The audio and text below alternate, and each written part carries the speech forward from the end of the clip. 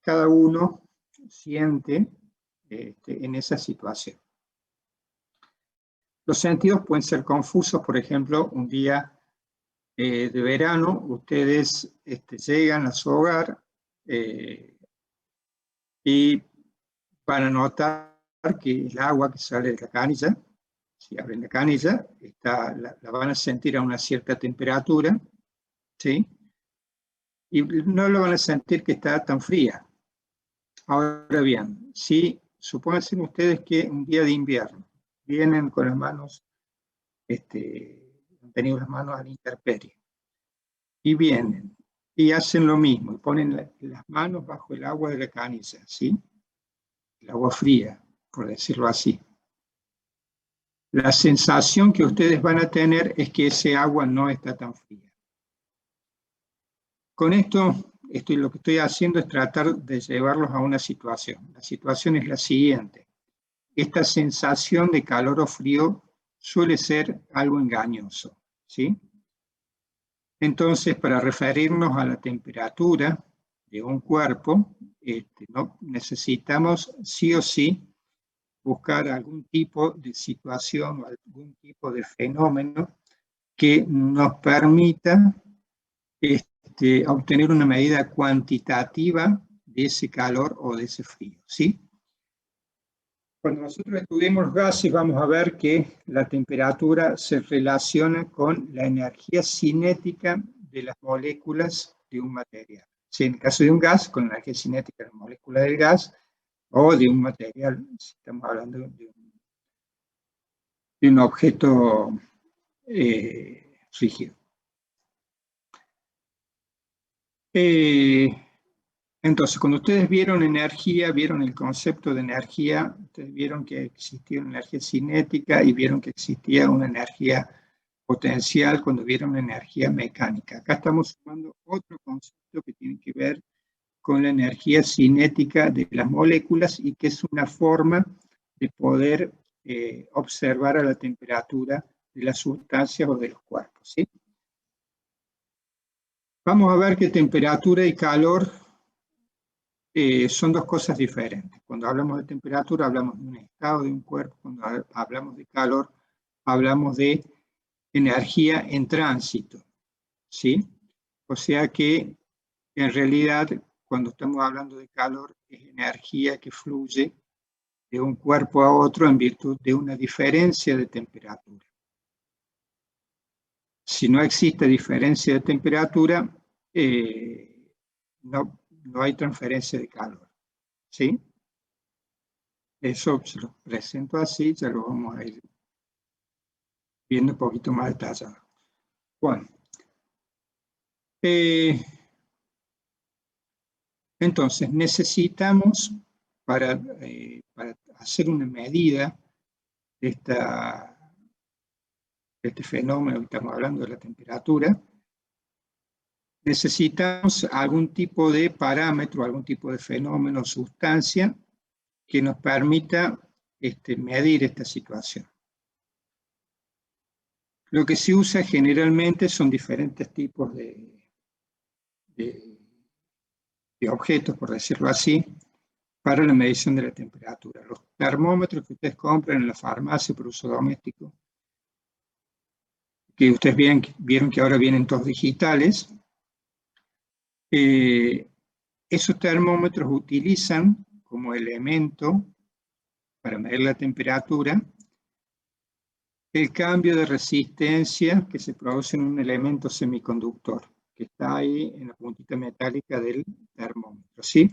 Cuando toma ciertas temperaturas, cambia la resistencia, cambia la corriente. Entonces, en función a eso, se hace este dispositivo de medición de temperatura. Los termómetros viejos, los antiguos, se utilizaba mercurio, el mercurio coloreado en un capilar. Entonces, ¿qué se hacía? Con la temperatura, el mercurio se dilata. Cuando se dilata, se podía leer en una escala graduada la temperatura, ¿sí? Hay otros tipos de dispositivos, por ejemplo, los hornos industriales. A ver si tengo algún dibujito aquí. Este es el termómetro de mercurio. Ya voy a volver a esta imagen. Por ejemplo, los hornos industriales suelen utilizar un sistema de medición de temperatura con una tira bimetálica. Entonces los coeficientes de dilatación de estos metales son diferentes a la misma temperatura. Cambia la dilatación y produce una deformación diferenciada para cada sustancia, lo cual se puede presentar en una agujita, ¿sí?, que va marcando la temperatura, porque es la misma la deformación para el mismo salto térmico. Aquí hay otro termómetro, que es el termómetro de gas a volumen constante. En este termómetro hay confinado una cantidad de gas. Cuando se lo expone a este recipiente a una cierta temperatura, cambia su presión por las leyes de los gases, que después vamos a ver. Entonces, midiendo ese cambio de presión, nosotros podemos conocer la temperatura del gas. Bueno, entonces estos son algunos de los principios utilizados para medición de la temperatura.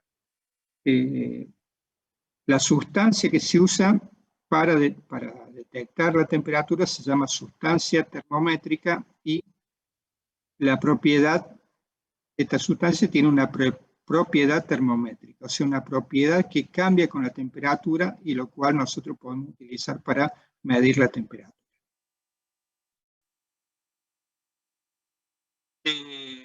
Entonces, gente, recapitulando, la temperatura hace referencia a un estado energético de la sustancia. Para conocer ese estado energético de la sustancia, necesito construir algún tipo de dispositivo que me permita medir esa temperatura. El dispositivo lo voy a construir con una sustancia, que le voy a llamar sustancia termométrica, que es una sustancia que tiene una propiedad termométrica, ¿sí?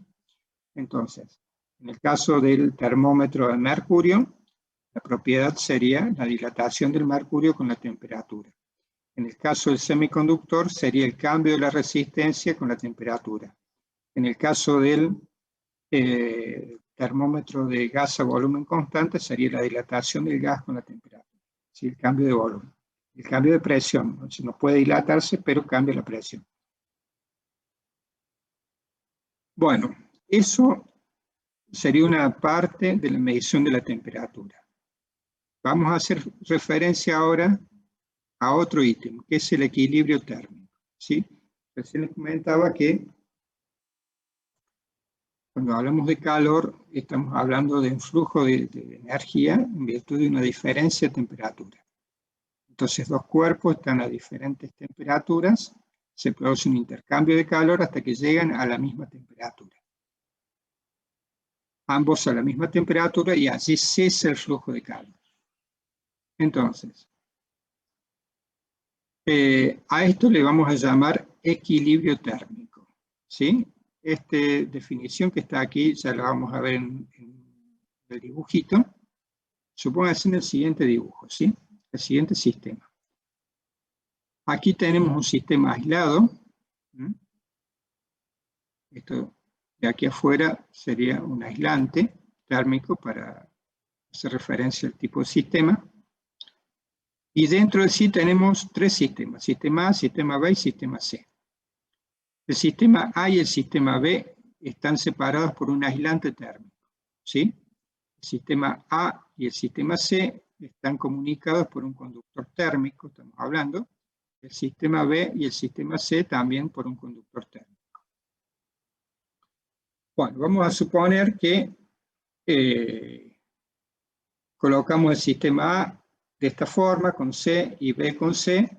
Entonces, nosotros podemos decir que al cabo de un cierto tiempo, el sistema A está en equilibrio con el sistema C, en equilibrio térmico, ¿sí? ¿Por qué? Porque se produce un flujo de calor, intercambio de calor entre sistemas, no interesa cuál tenga más temperatura.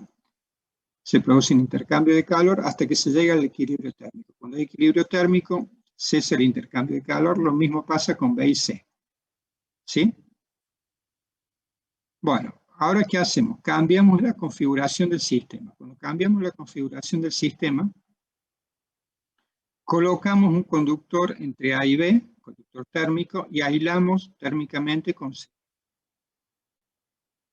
Bueno, ¿qué va a pasar aquí? Vuelvo, si me deja, acá. Veamos qué nos dice este texto. Dice, si inicialmente C está en equilibrio térmico con A y B, si C está en equilibrio térmico con A y C está en equilibrio térmico con B, entonces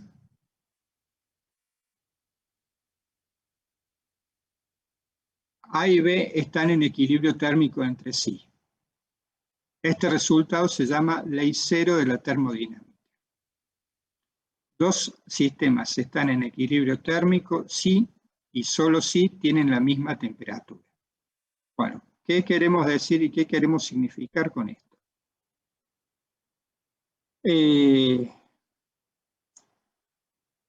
Nosotros hicimos esta configuración. Estamos hablando de equilibrio térmico entre A y C y entre B y C. Cambiamos la configuración, pero este cambio de configuración, gente, puede ser un tiempo después. ¿Qué quiere decir esto? Que nosotros la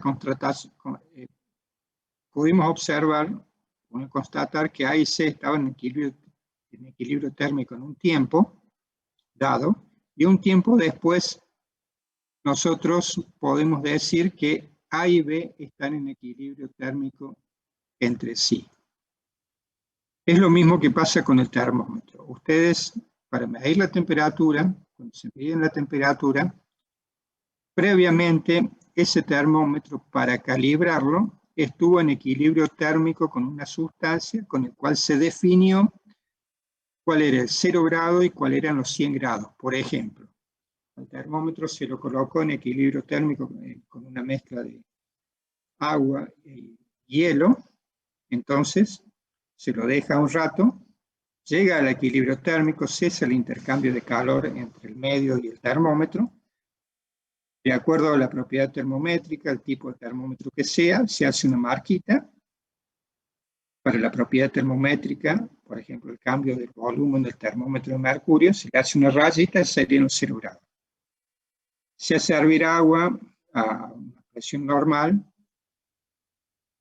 entonces hacemos otra rayita por la dilatación del mercurio a los 100 grados. ¿Sí? Estamos hablando de dos fenómenos, que es el punto de congelación del agua y el punto en que hierve el agua, que sean siempre la misma temperatura, bajo las mismas condiciones de presión. Entonces tenemos dos puntos fijos. ¿Sí? Entonces, con esos dos puntos fijos, nosotros podemos hacer una división y tenemos las escalas de las temperaturas intermedias.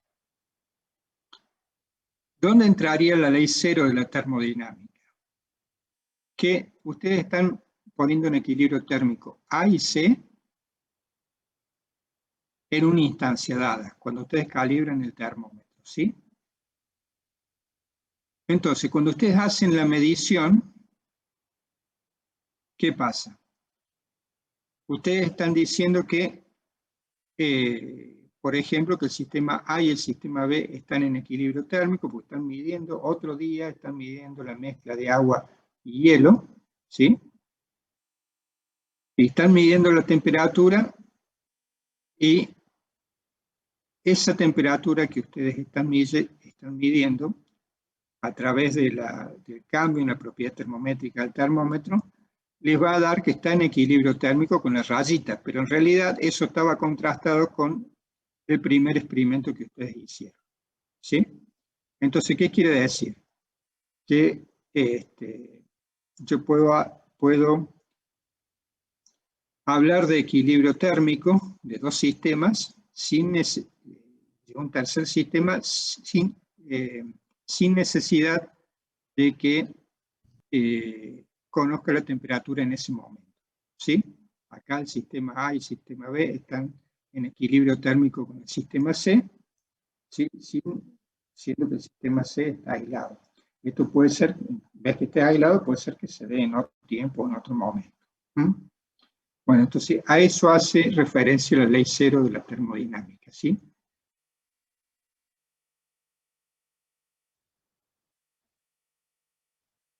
Bueno, esto es lo que les comentaba recién. Entonces, para poder calibrar el termómetro, para que sea útil, nosotros tenemos que buscar algún tipo de fenómeno que sea en naturaleza, siempre en ese experimento siempre va a dar la misma medición de temperatura cuando se haga bajo ciertas condiciones controladas, como puede ser el punto de congelación de agua o el punto en que el agua hierve, en condiciones normales.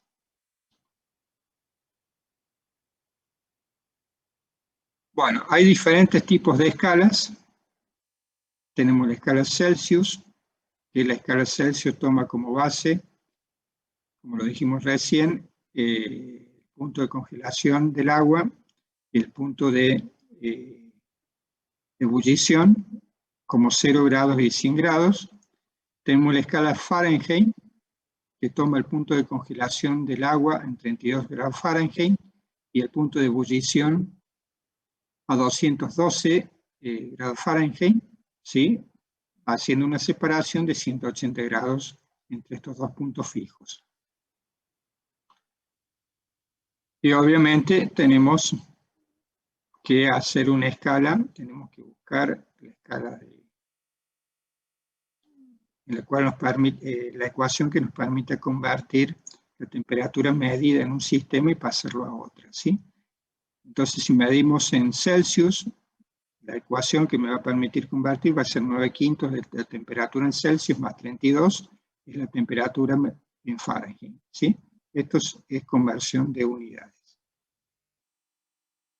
Bueno, y tenemos la escala Kelvin, que es la escala absoluta porque 0 Kelvin sería la temperatura más baja a la que se puede llegar, y esto es coincidente con la pérdida de energía cinética de las moléculas. Es como si en un gas, todas las moléculas que se están moviendo a una cierta velocidad tienen una cierta energía cinética. La energía cinética de estas moléculas es cesará, ¿sí? Entonces, este sería el punto 0 Kelvin. Y el punto que se corresponde al punto fijo que se toma en la escala Kelvin es lo que se conoce como punto triple del agua.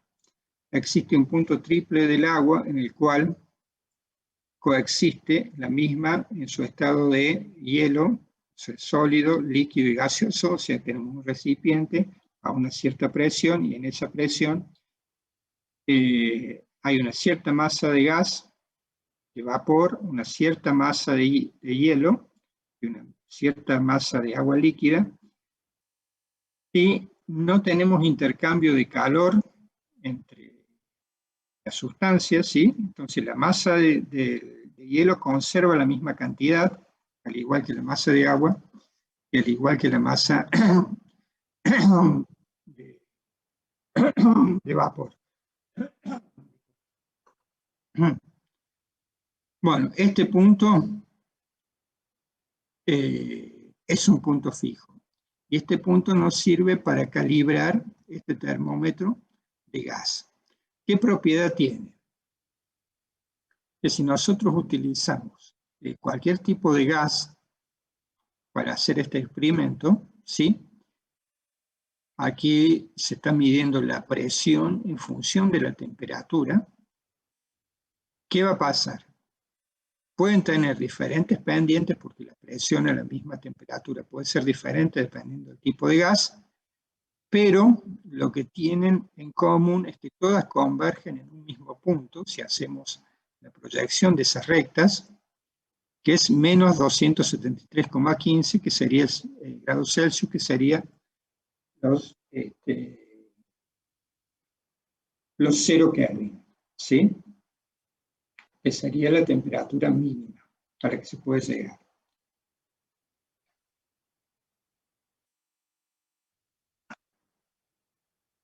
Bueno, entonces, gente, tenemos, definimos lo que era la temperatura, definimos el proceso de medición de temperatura a través de la ley cero de la termodinámica y del equilibrio térmico.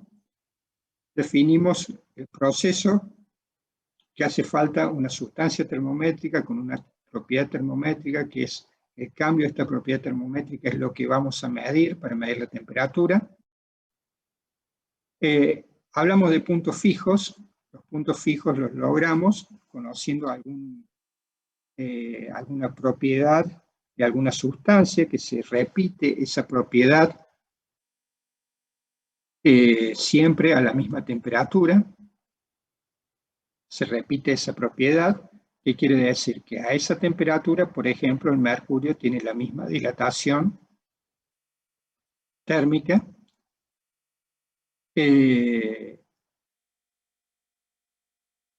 Entonces, la misma dilatación, disculpen, tienen a esa temperatura. Entonces nos basamos en el cambio de esa propiedad termométrica para hacer una escala. Tomamos, en el caso de la escala Celsius, tomamos dos puntos fijos, que son el punto de ebullición del agua y el punto de congelación del agua. Tomamos esos dos puntos fijos y hacemos una escala dividiendo en 100 esos dos puntos fijos. ¿Sí? Allí tenemos la escala Celsius. La Fahrenheit toma esos dos puntos fijos, pero divide en 180 grados. ¿Sí? En cambio, la escala Kelvin toma como base, para la reconstrucción del mismo, el cero absoluto, y el cero absoluto dijimos que tiene que ver con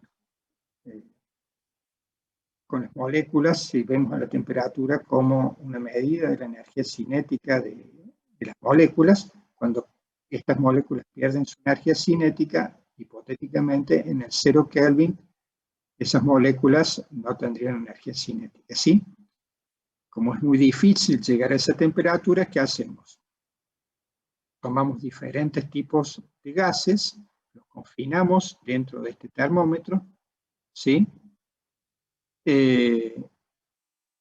Y vamos trazando estas rectas, midiendo la presión a diferentes temperaturas. Ustedes imagínense que una recta, este tipo de recta que surgen de las mediciones, ¿sí? Son una aproximación.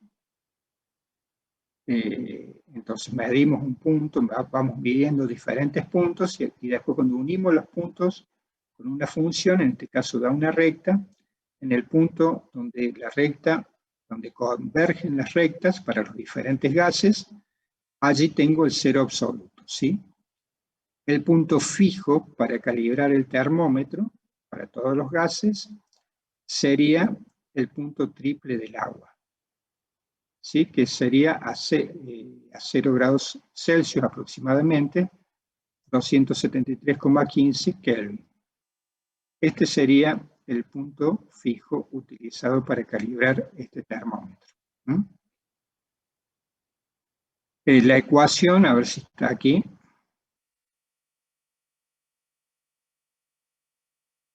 Acá está.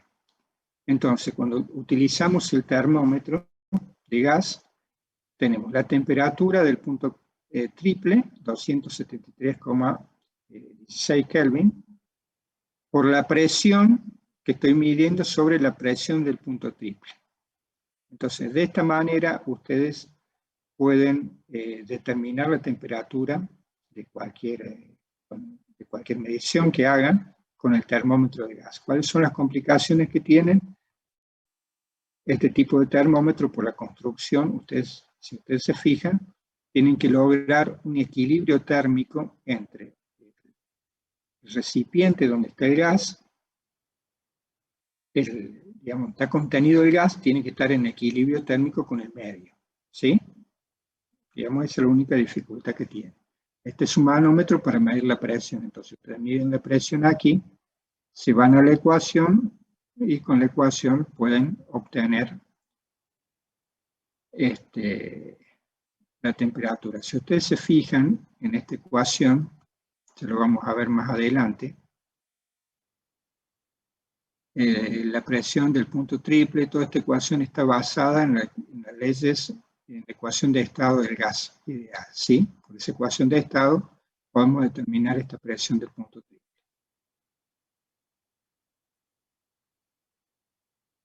Bueno, entonces, estos serían los fundamentos de la termometría, ¿sí?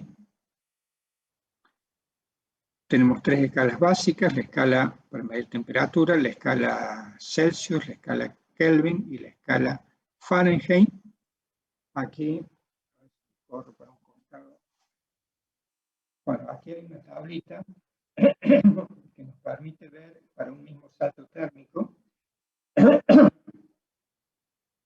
las diferentes temperaturas. Por ejemplo, en la escala Kelvin, el agua hierve a 373 Kelvin y se congela a 273. En la Celsius a 100 y a 0, y en la Fahrenheit a 212 y a 32. ¿Sí? Y a partir de estas tablas pueden hacer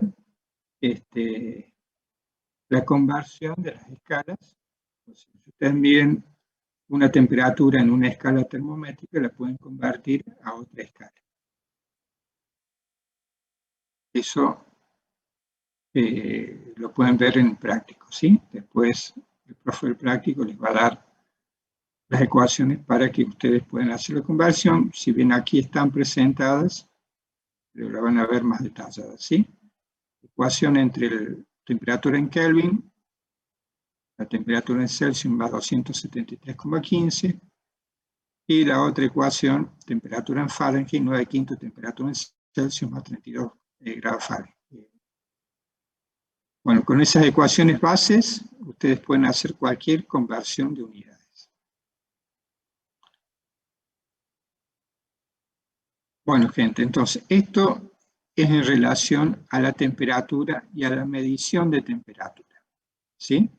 Hay algunos ejemplitos aquí que ustedes después pueden llegar a ver y lo van a hacer con el profe práctico. Yo simplemente los ejemplos que pongo en la filmina es para que ustedes sí o sí lo vean, ¿eh? Bueno, entonces hablamos de que la temperatura, cuando hablamos de temperatura y cuando hablamos de calor, estamos hablando de cosas diferentes. Una cosa es la temperatura, otra cosa es el calor. Entonces, el calor, ¿a qué le llamamos calor?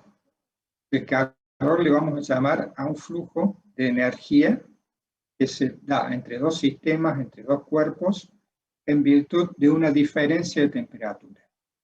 Cuando la diferencia de temperatura entre los cuerpos es cero, o sea, cuando los cuerpos están en equilibrio térmico entre sí, cesa el flujo de calor y puedo decir que esos cuerpos están a la misma temperatura. ¿Mm?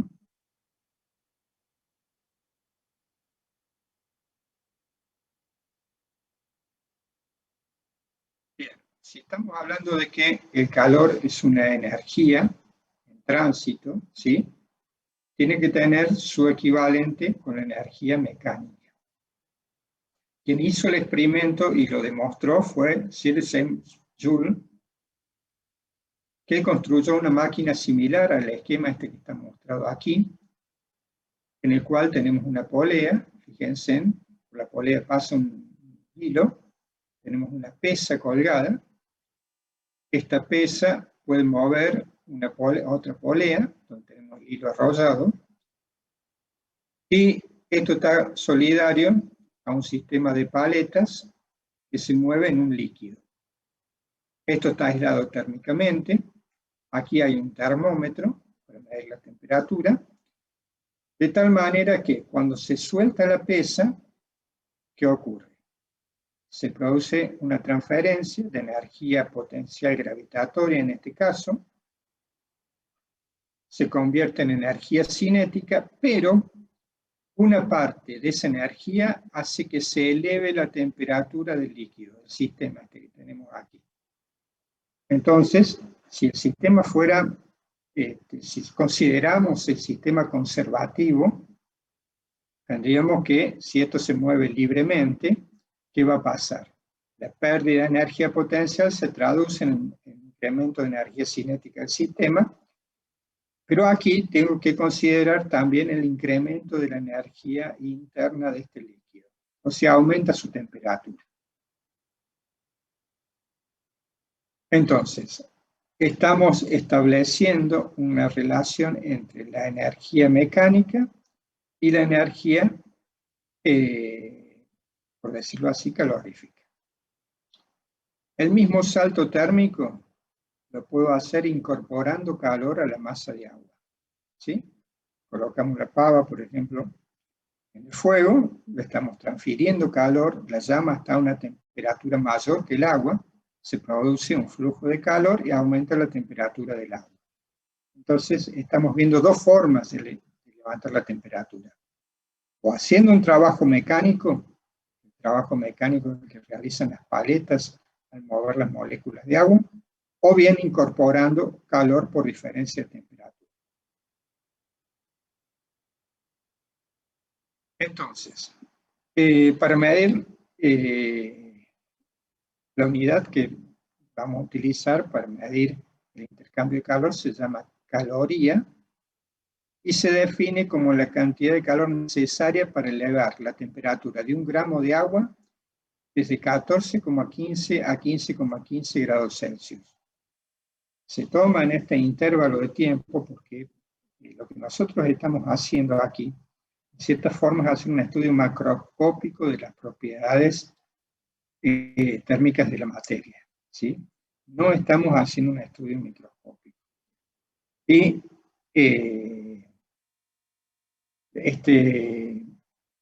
esta definición que nosotros hacemos a esta temperatura se tomó en este salto térmico, porque si tomamos en otro salto térmico, o cerca de 0 grados, o cerca del punto de ebullición, ¿qué va a pasar? No vamos a obtener el mismo valor. Si hay pequeños cambios.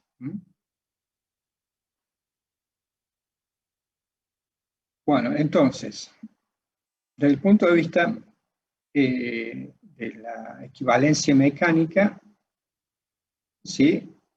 Volviendo a la imagen que tenemos aquí, quiere decir que una caloría es la cantidad de calor que emitió, en este caso la llama, y que permitió elevar la temperatura de esta masa de agua de 1 gramo, supónganse que fuese 1 gramo de agua desde 14,15 a 15,15 grados Celsius. Pero también esa misma elevación de temperatura la puedo generar con este dispositivo con una energía mecánica de 4,186 joules de energía mecánica. ¿Sí? O sea, cuando este sistema está entregando una energía mecánica de 4,186 joules, también tengo una caloría. O sea, puedo elevar la temperatura de 1 gramo de agua de 14,15 a 15,5 Celsius. Bueno, gente, ¿cómo estamos hasta allí? ¿No se han dormido? ¿Siguen?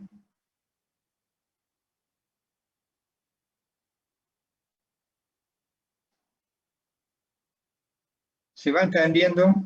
¿Cómo están? Gente, es importante que tomen esta filosofía. Lo que yo les voy contando a ustedes aquí, esto es como para abrir el tema, para que ustedes entiendan. Esto no es que ustedes van a saber física con esto, van a saber cuando vayan al libro y estudien. ¿Sí? Acá lo que estamos haciendo con las clases es intentar que no les sea tan difícil a ustedes entender lo que está en el libro. Simplemente eso, ¿sí? Yo voy haciendo así, voy marcando los puntos que considero que son importantes, que ustedes después sobre los mismos los amplíen y sobre esos puntos después unan ustedes para producir el estudio. Bueno, entonces definimos lo que es el calor, ¿sí? Y que el calor entonces es una energía en tránsito y que puede elevar la temperatura de los cuerpos. La cuantificamos encontramos el equivalente mecánico del calor. Bueno, pero no todos los cuerpos reaccionan con el mismo salto térmico a la misma cantidad de calor incorporado. Cuando hablemos de calor, de ahora en más vamos a utilizar el símbolo Q, que hace referencia a la cantidad de calor suministrado que se evacúa de un cuerpo. Esta cantidad de calor Q puede, esto no lo dije recién, se los comento ahora, esto puede tener un signo más o un signo menos. ¿Sí? Por convención, cuando hablamos de calor positivo, significa que se está incorporando calor a un sistema.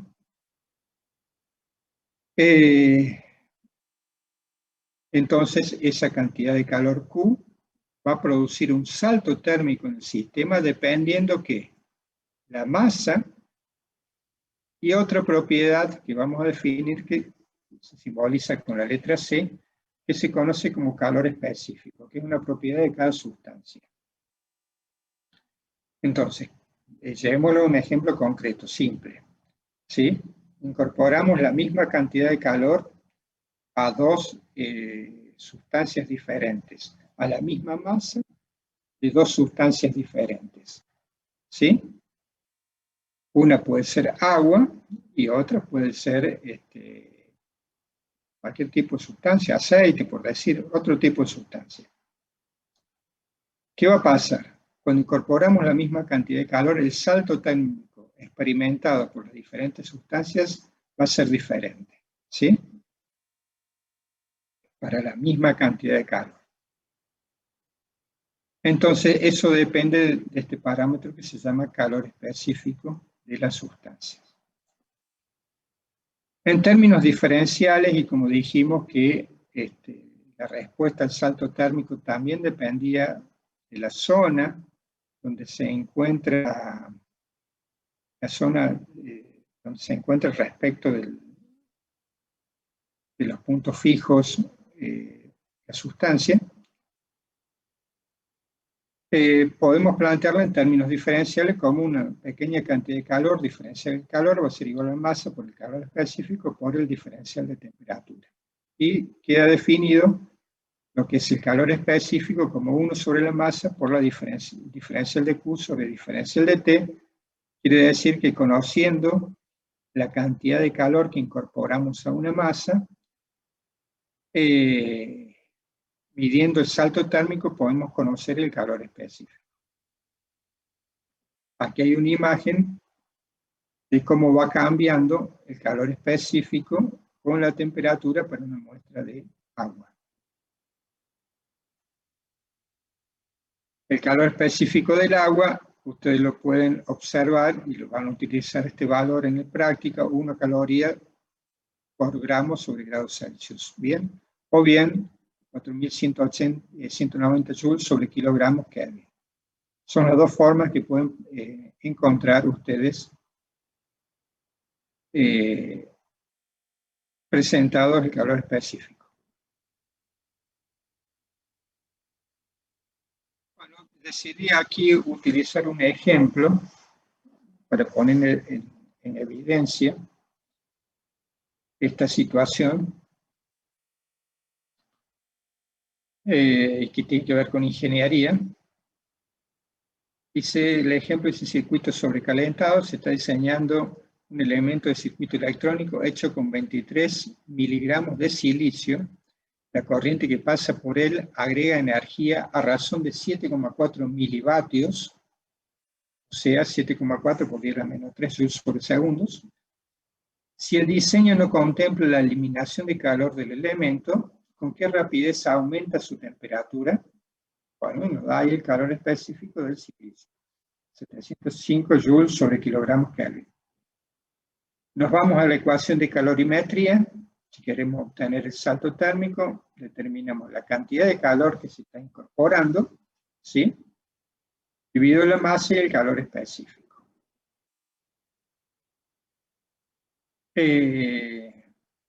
Entonces, de esta manera, nosotros podemos saber con esa cantidad de calor el salto térmico que experimenta esa masa de silicio. O sea, bueno, un valor aquí, determinamos la relación, la velocidad con la que sube la temperatura, a diferencia de la temperatura respecto del tiempo, y nos está dando la velocidad con la que aumenta la temperatura, que acá son 0,46 Kelvin sobre segundo. Eso nos da una idea de que si el elemento no se disipa, no se extrae el calor de alguna forma, ese dispositivo va a sufrir algún tipo de daño. Bueno, entonces este es un ejemplo básico de la relación entre el calor, la masa, el calor específico y la temperatura en un sistema de ingeniería. Gente, aquí tenemos una tabla en la cual tenemos diferentes valores de calores específicos de diferentes tipos de sustancias, ¿sí? Fíjense en el agua, que tomamos como parámetro, 4190 joules sobre kilogramos Kelvin. El aluminio, 910 joules sobre kilogramos Kelvin. O sea que estamos cuantificando el comportamiento del salto térmico en relación a la masa y en relación a la cantidad de calor. Todos estos son datos experimentales. Entonces, el calor específico se va a mantener más o menos constante dentro de una fase, ¿sí? Ustedes saben que la sustancia, tal como se conoce, la podemos ver en tres fases diferentes: sólido, líquido y gaseoso, ¿sí? Bueno, cuando se produce un cambio de fase, se incorporan calores a esos cambios de fase o extraemos calor, dependiendo del tipo de cambio de fase. Cuando estamos, por ejemplo, tenemos hielo, incorporamos calor, ese hielo se convierte en líquido, en agua líquida. Seguimos incorporando calor, ese agua líquida se va a convertir en un momento dado en vapor de agua, ¿sí? Entonces allí tenemos los tres cambios de fase. Extraemos calor de esa sustancia, tenemos vapor, extraemos calor, tenemos agua líquida, seguimos extrayendo calor y vamos a tener agua sólida o hielo, ¿sí? Se produce un cambio de fase. Lo que nos interesa ver en ese cambio de fase, lo que nos interesa ver son los calores asociados al cambio de fase. Bueno, aquí tenemos un sistema conformado por una masa de agua con hielo. Este dispositivo está midiendo allí la temperatura en Celsius, según lo que muestra, y marca 0. ¿Qué quiere decir? Que el sistema está en equilibrio térmico, ¿sí? Obviamente se deja un determinado tiempo, de tal manera que el termómetro está en equilibrio térmico con la sustancia. Pero a la vez, ¿qué pasa? ¿Por qué no cambia la temperatura? Vamos a suponer que en el medio no hay intercambio de calor con el medio. ¿Qué ocurre? La masa de hielo no cambia de estado. Esta masa de hielo, si no incorporamos calor, va a mantener su estado. Esa cantidad de hielo se mantiene en la misma masa. Al igual que la cantidad de agua no se convierte en hielo.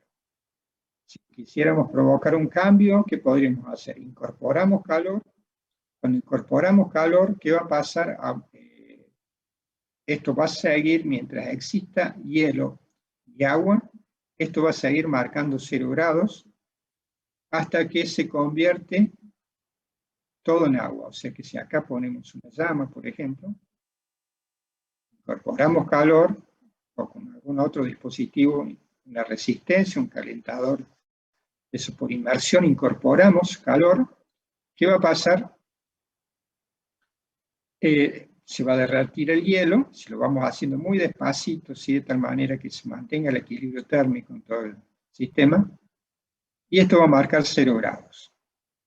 Recién cuando todo el hielo se derritió, recién allí seguimos incorporando calor, la temperatura va a aumentar y este dispositivo va a mostrar un cambio de temperatura.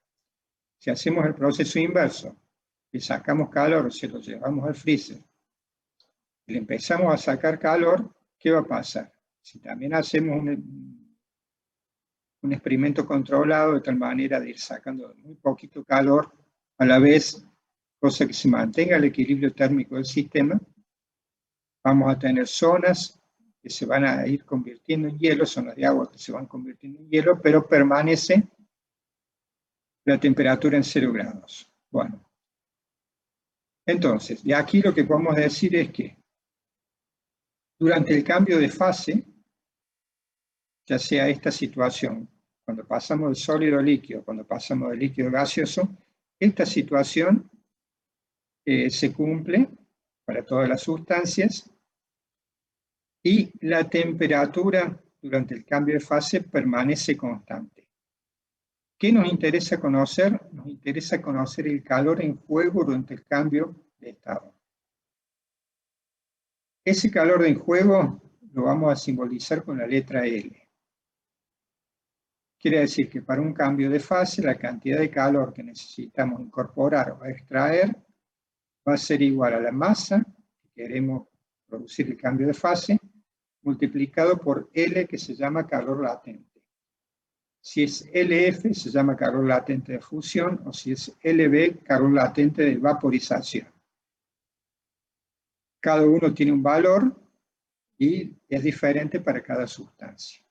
Entonces, este es el calor en juego. De esta forma, nosotros determinamos el calor en juego para la transformación. ¿Sí? Gente, ¿estamos hasta ahí? ¿Los escucho?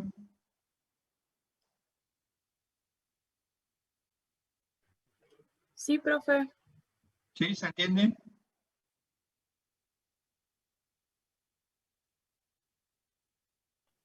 Profe, entonces ese es el calor que necesitas para tener un cambio de fase. Exactamente. Exactamente. Ustedes tienen, por ejemplo, en una pava, ponen agua. Ustedes fíjense en que, obviamente, si pasa en Córdoba, por ejemplo, el agua hierve aproximadamente 98 grados por las condiciones de presión, van a cambiar dependiendo de la presión atmosférica. Ustedes van a observar que si miden la temperatura, ponen un termómetro, miden la temperatura no cambia, ¿sí? Se está produciendo un cambio de fase entre el agua y un cambio de fase del agua, de líquido a vapor, ¿sí? Y la temperatura no cambia. Si tuvieran una olla a presión, allí la cosa sería diferente. Bueno, entonces, aquí tenemos alguna tabla. Pero, ¿qué pasa con el tiempo? A ver, aquí va tu pregunta.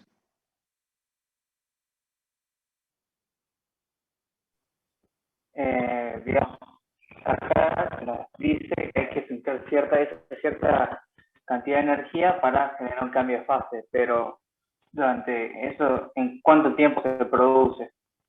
Bueno. Eso va a depender, está bien la pregunta, eso va a depender de las características de cada sistema, de la potencia calorífica con la que dispongas. Ustedes vieron en Física 1 que potencia era trabajo sobre tiempo, ¿verdad? O sea, la potencia es la velocidad con la que se hace el trabajo, o la velocidad de transferencia de energía, por decirlo así. Entonces vos si tenés más potencia, si pones la hornalla al mínimo de la cocina, vas a demorar más tiempo. Estás transfiriendo menos potencia. Si pones la hornalla al máximo, vas a transferir más potencia. ¿Sí? Y bueno, así entraría obviamente la configuración del sistema. Cambia la velocidad con la que estás incorporando el calor.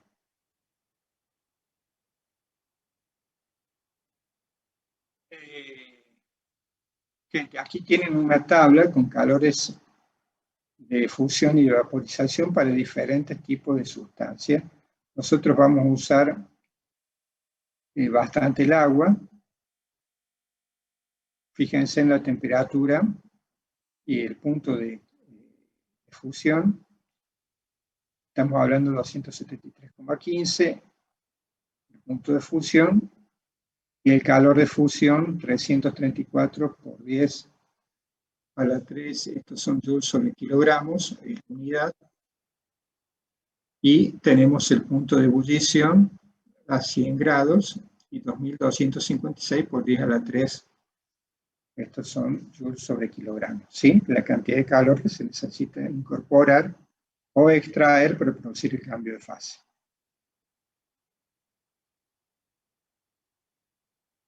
Bueno, gente.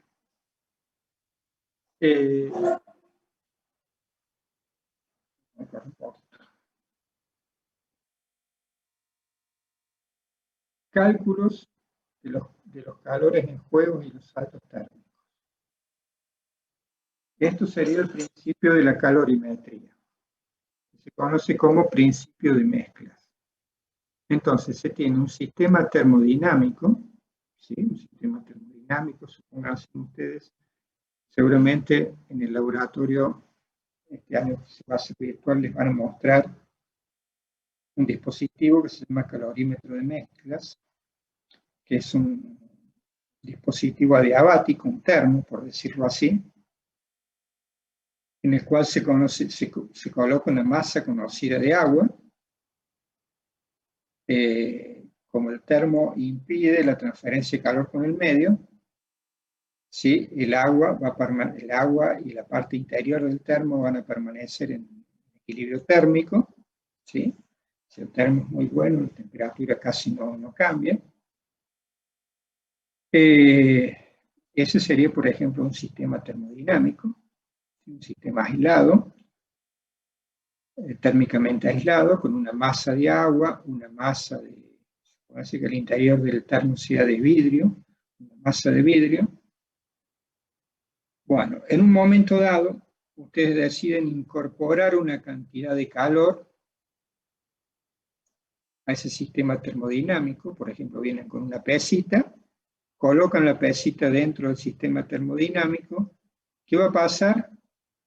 Esa pesita, que vamos a suponer que está a una temperatura superior a la temperatura que tiene el sistema, por diferencia de temperatura, una vez que colocamos esa pesa, se va a transferir calor del elemento de mayor temperatura a de menor temperatura, por condición natural del flujo de calor, y hasta que llegue al equilibrio térmico. Vamos midiendo la temperatura del sistema, del termo, llegó al equilibrio térmico, listo, no hay más transferencia de energía. Bueno, ¿cómo funcionaría el principio de mezclas aquí? Cuando tenemos este sistema aislado, la sumatoria de calores en juego es igual a 0. O sea, la suma de los elementos que incorporan calor más la suma de los elementos que sacan calor tiene que ser igual a 0. En este sistema que yo les he planteado, en el sistema simple, ¿quién incorpora calor? La masa de agua y el vidrio. Si en un termo, tenemos el termo, tenemos la masa de agua y la masa de vidrio. Esos elementos ganan calor. ¿Quién cede calor? La masa de la pesita. ¿Sí? Entonces, el calor entregado por la masa de la pesa, que sería el calor cedido, es igual al calor ganado por el agua y el vidrio del termómetro. Disculpen, estoy leyendo acá al costado en el chat. ¿Tienen algún problema de conexión? ¿Hace falta que repita? Me dicen, ¿eh? No, profe, había un chico que tenía un problema, pero es él nomás. Ah, bien, los demás. Ok. Todo bien, cálculo. Escuchen, yo voy a terminar esta parte de calorimetría. Estamos en la Filmina 31, termina en la 38. Terminamos de ver la parte básica de calorimetría y así ya termina la clase. Es como para que el profe, el práctico, el lunes que viene ya tenga para trabajar con ustedes. ¿Sí? Profe. Sí. Disculpe la molestia, una consulta.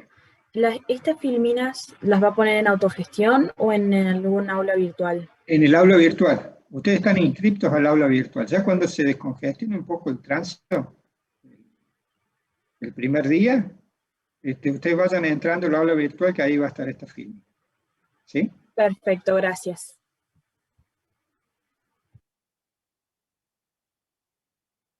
Bueno, gente, entonces, esto es lo que se llama principio de mezcla. En un sistema aislado, si hacemos la suma del calor de los elementos que ganan calor más la suma del calor de los elementos que entregan calor, esto me tiene que dar igual a 0. La V va a estar sin contraseña. Si les pide contraseña, ya me fijo después porque hoy habilitaban a los alumnos, así que ese parámetro no lo he visto. Bueno, entonces, ¿qué quiere decir con esto? Que el calor entregado por la masa que incorporamos por la masa de la pesita, entregó una cantidad de calor, esa cantidad de calor ¿a dónde fue? A elevar la temperatura de la masa del agua y de la masa del vidrio del termo. ¿Sí? Eso es lo que se conoce como principio de mezcla. A ver si tengo alguna otra imagen para que ustedes vayan viendo. Bueno, eran todos ejemplos. Bueno, gente, cuestiones a tener en cuenta cuando ustedes hagan el estudio de estas situaciones. Esto lo van a desarrollar en el práctico, no se hagan problema. Esto simplemente aquí estamos abriendo los conceptos.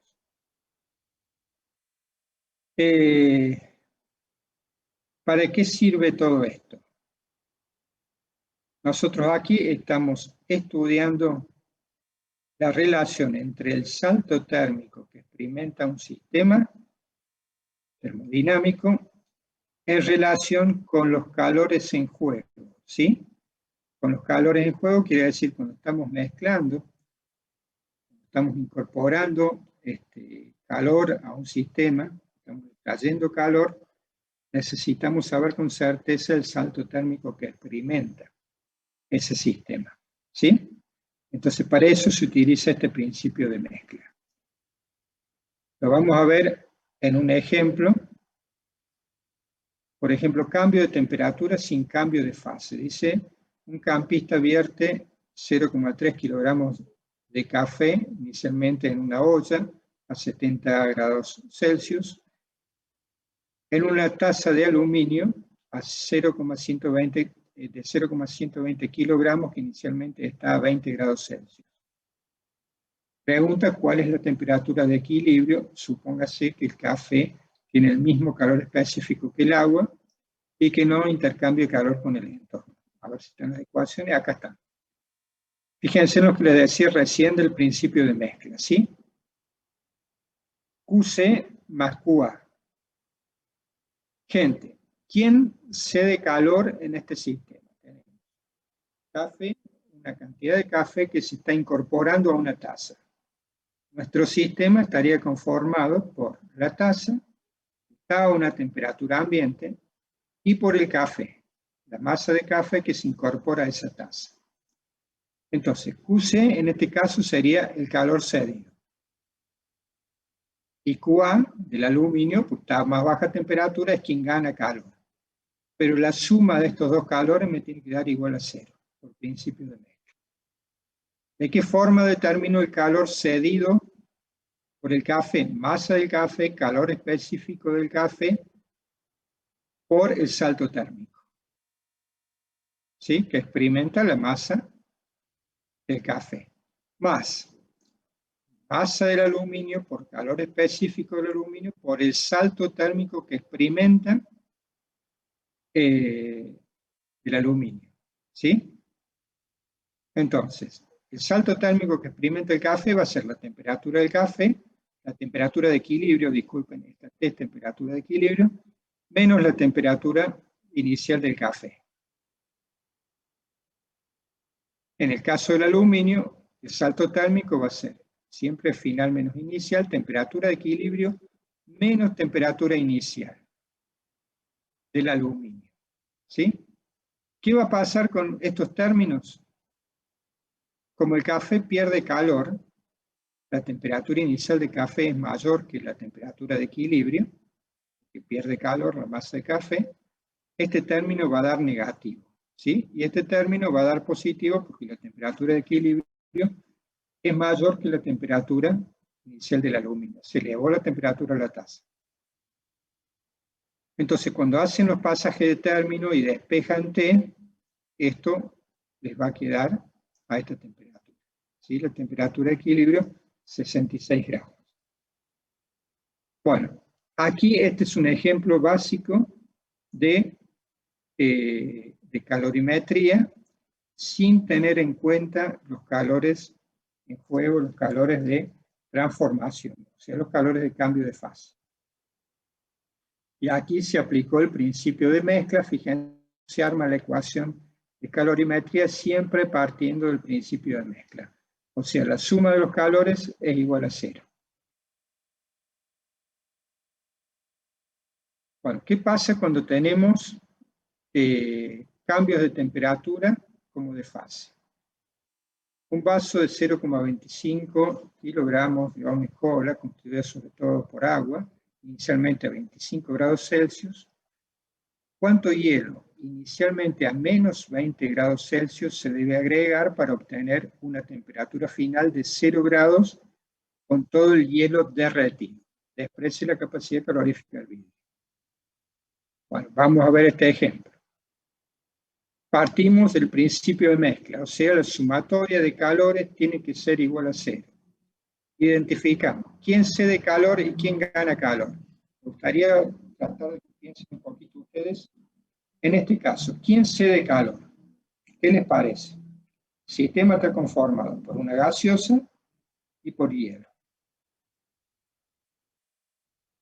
La gaseosa. La gaseosa cede calor. Bien. Entonces, tenemos, fíjense, masa, a ver,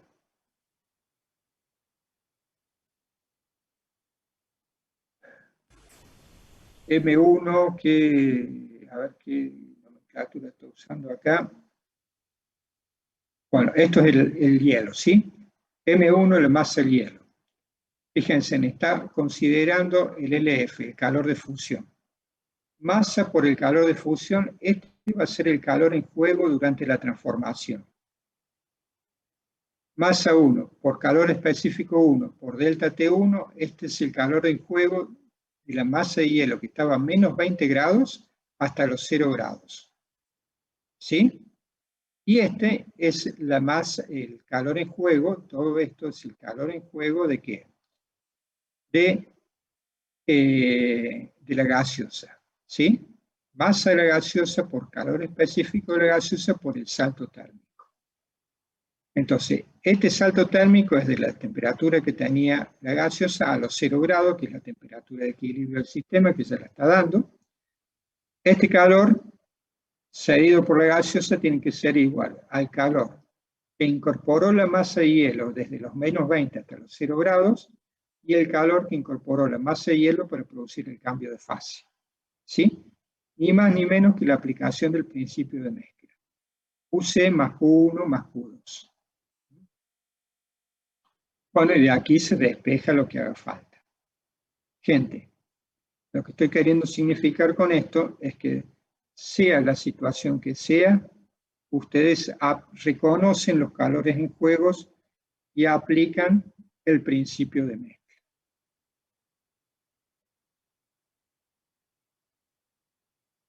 Bueno, y el último ejemplo dice cambio de temperatura y cambio de fase. En cierta estufa de gasolina portátil, 30% de la energía liberada al quemar el combustible calienta el agua de la olla, la estufa.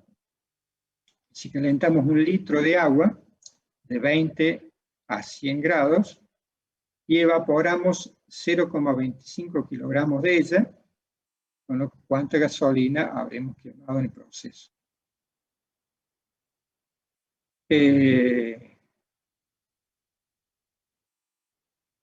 A ver.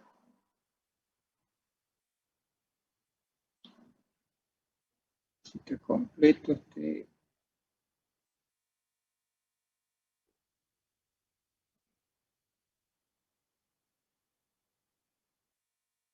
Para elevar la temperatura del agua de 20 a 100 se requiere Q1 masa por calor específico del agua por el salto térmico, eso nos da esta cantidad de calor Q1 que es la necesaria para producir la elevación de temperatura de la masa de agua. Para hervir 0,25 kilogramos de agua a 100 gramos necesitamos Q2 que va a ser la masa, el vapor del agua que queremos convertir en vapor por el calor latente de vaporización. ¿Sí? Entonces, si hacemos la suma, Q1 más Q2 me da el calor total en juego para producir este cambio de temperatura, ¿sí? Con cambio de masa. Bueno, gente, hasta aquí llegaremos en el día de hoy.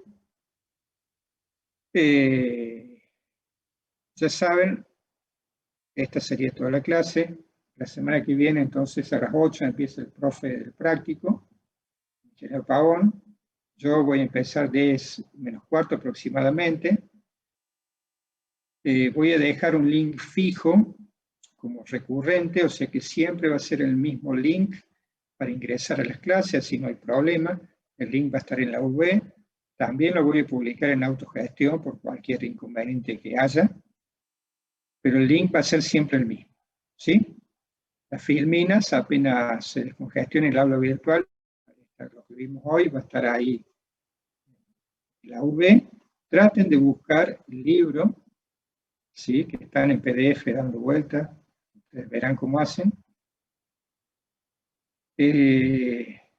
Bueno, y entonces hasta aquí llegamos. ¿Alguna pregunta que tengan para hacer?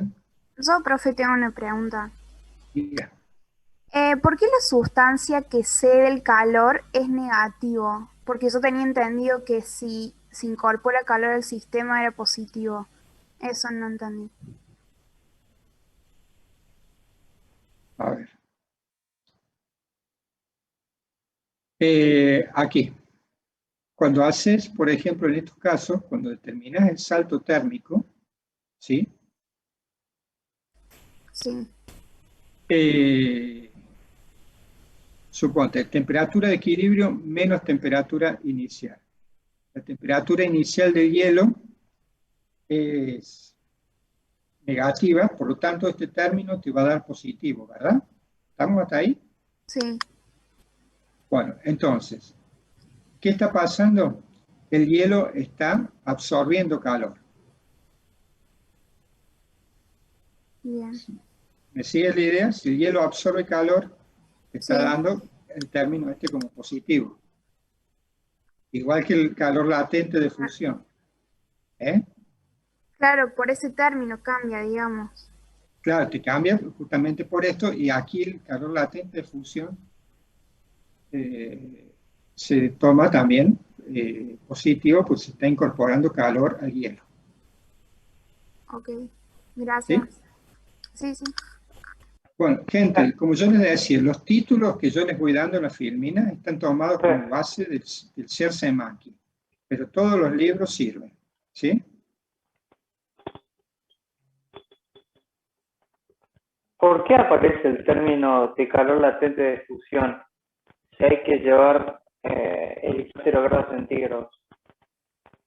Porque es el mismo, o sea, el calor latente, esa cantidad de calor en juego para fundir el hielo o para hacer hielo es exactamente la misma, y se le llama latente de fusión, pero es exactamente el mismo valor, vayas en un sentido o en el otro. ¿Sí? Pero no está cambiando en fase, sino se está quedando en grados centígrados. No sé. Vos sabés que se escucha muy entrecortado. No cambia de fase, se queda en 0 grados centígrados. No, o sea, que no cambie de temperatura no quiere decir que no cambie de fase. Recuerda tú que expresamos que durante el cambio de fase la temperatura es constante. Bien, bien. ¿Sí? Sí. Bueno, gente, hasta aquí llegamos. Buen inicio de clases. Espero que realmente todos puedan continuar la materia, tienen la posibilidad, los que están en otras provincias, de continuar. Esta situación nos ha expuesto a todos a la necesidad de hacer las clases virtuales. No es lo mismo que estar en la facu, eso se entiende, pero a muchos les puede resultar también, se pueden ver beneficiados de cierta forma por este tipo de clases. Aprovechen las clases, estudien, sigan la materia al día, y bueno, esperemos que gran cantidad de ustedes, o la mayoría, o todos, si es posible, puedan aprobar la materia. Gente, hasta la semana que viene. Nos estamos viendo. Chau, chau. Chao, profe. Gracias, profe. Chao, profe, nos vemos. Chao, profe. Chao, profe, nos vemos. Chau, chau.